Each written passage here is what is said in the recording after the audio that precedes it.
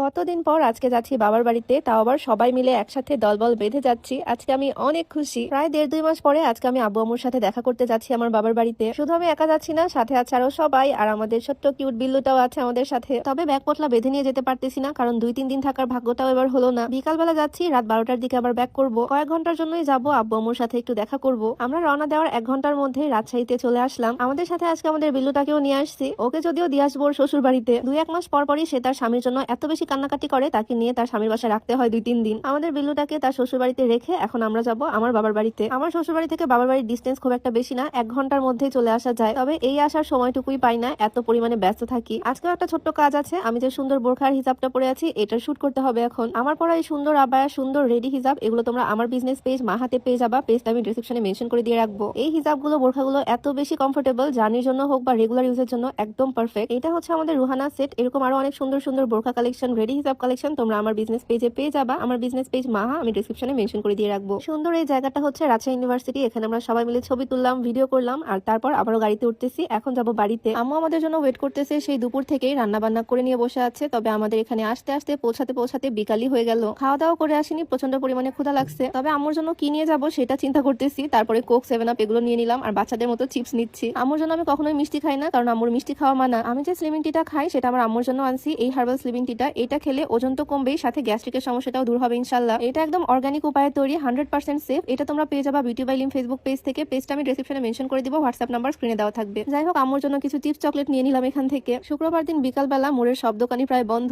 এর মাঝখানে যা যা পেলাম সেগুলোই নিলাম। সপ্তাহের অন্য দিনগুলোতে তো আসার সুযোগ থাকে না, আর শুক্রবারেও শুট থাকে। আজকে ফাইনালি এত দিন পর সময় বের করে চলেই আসলাম। তোমাদের ভাইয়া অনেকদিন ধরেই বলতেছিল সে তার শ্বশুর বাড়িতে আসবে। আজকে ফাইনালি সবাই মিলে আসলাম। আমি যে এত বারবার বাবার বাড়ি করতেছি আর খুশি খুশি বলতেছি, এই 1-1.5 মাস পর বাবার বাড়িতে আসার খুশিটা আসলে বিবাহিত আপুরাই বুঝতে পারবে। আব্বু আম্মুর সাথে দেখা করলাম, আর এই যে দেখো আমাদের মোমো সোনা কত বড় হয়ে গেছে মাশাআল্লাহ। তোমরা ভিডিওতে দেখে বুঝতে পারতেছো কিনা জানি না, ও কিন্তু অনেক হেলদি হয়েছে মাশাআল্লাহ। ওকে আমি কোলে নিতে পারতেছি না, এত ভারী হয়ে গেছে আমাদের মোমো। ওর জন্য সবাই দোয়া করবা, আর অবশ্যই মাশাআল্লাহ বলে দিও। আমার আম্মুর সঙ্গী, সে আমার আম্মুকে দেখে রাখে। আমার আম্মুর আসলে ওদেরকে নিয়ে দিন কাটে। আব্বু সারাদিন অফিসে থাকে আর আম্মু সারাদিন এগুলো নিয়েই থাকে। মাছগুলো বিশাল বড় বড় হয়ে গেছে। এই মাছগুলোকে লাস্ট টাইম অনেক ছোট দেখছিলাম। আর এইদিকে দেখো কত পাখি। গতবার যখন আসছিলাম তখন পাখি ছিল 2টা, বাট এখন অনেকগুলো নিছে আম্মু পাখি। শুক্রবার দিন আব্বুর অফিসও বন্ধ, আব্বু বাড়িতেই আছে। তবে এখন পর্যন্ত আব্বু আম্মু কেউই খায়নি, আমাদের জন্য ওয়েট করতেছিল। তাই দেরি না করে এখনই খাওয়া দাওয়া করতে বসে পড়বো। সবই আমার পছন্দের খাবার দাবার আম্মু রান্না করছে, পোলাও, মাংস, ভাত, সবকিছু মজা করে আজকে খাওয়া দাওয়া করবো। আজকে আম্মুর সাথে অনেক গল্প গুজব করবো। রাত 12টা-1টার দিকে রওনা দিব এখান থেকে। যাই হোক, আজকে ছোট্ট ভিডিওটা না হয় এখানেই শেষ করছি। তোমাদের সাথে দেখা হয়ে যাবে নতুন কোনো ভিডিওতে। সবাইকে আল্লাহ হাফেজ, আসসালামু আলাইকুম।